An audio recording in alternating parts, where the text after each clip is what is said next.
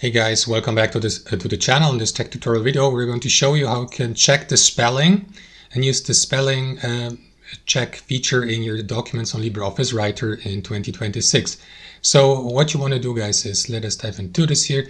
Navigate to your document, and after that, highlight the given text, and you will see the check spelling feature at the top here with ABC, or you may use the shortcut F7.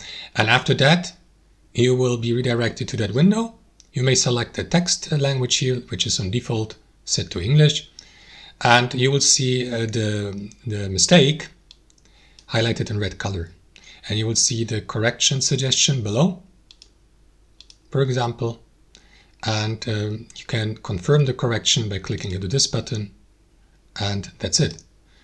You may undo this or close it. And as you can see, the mistake has been corrected. That's how it works, guys. Thanks for watching. Hope you enjoyed it, got some value from it, and we'll see you next time on our channel.